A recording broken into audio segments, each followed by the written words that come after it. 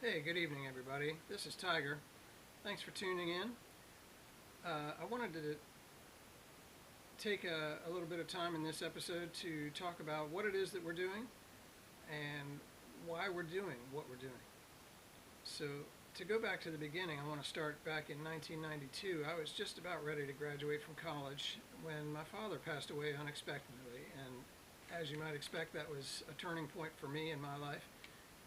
And I realized at that time that I wanted to try to follow in my father's footsteps and try to lead the kind of life that he led, namely to live a life of generosity and of service to others, to help people who were in need of help.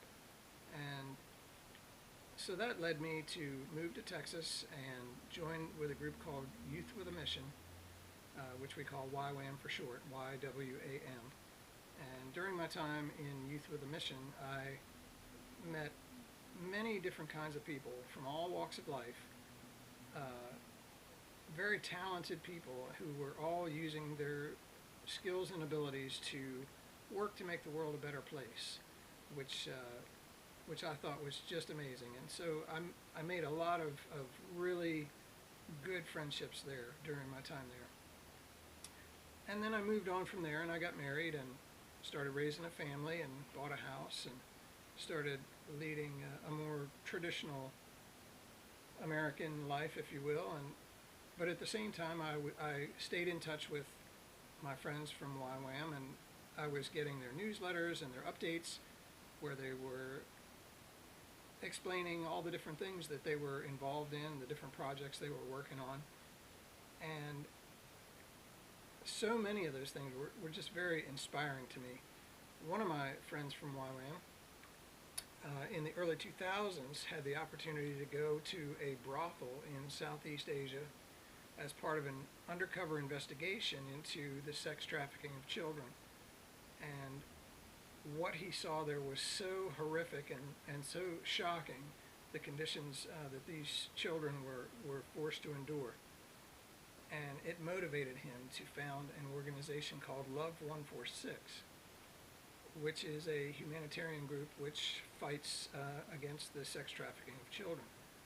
And so I was always excited to see the different things, the different projects that my friends were involved in, but I felt more really like a spectator than a participant. And I wanted to change that. I wanted to find a way that I could plug in and I could bring about positive change in the world.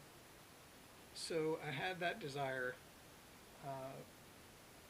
going on in my mind, and then another thing that was happening was I had the desire to take a cross-country motorcycle trip. And a few years ago we were having a conversation and we were talking about bucket lists, and I said, well, there's really, I think, only one thing on my bucket list, which is not to say there's only one thing that I'd like to do. There are many things I'd like to do, but I felt like there was one thing that I would really have regret about if I didn't get a chance to do it. And that was to go across country on a motorcycle. So I started thinking, maybe there's a way that I could take some of these things that are rattling around in my mind and combine them. And so I started wondering if maybe it would be possible to do a cross-country motorcycle trip and use it as a platform to raise awareness and to raise funds for Love 146. So I got in touch with one of my friends who works with that organization, and I said, hey, I was thinking about maybe doing a cross-country motorcycle ride, and do you think it would be possible for us to do something like that in conjunction with your group as a fundraiser? And he wrote me back. He said, yeah, that's a great idea. He said, not only that, I'm also a rider, and I'd be thrilled to join you on an East Coast leg of that journey.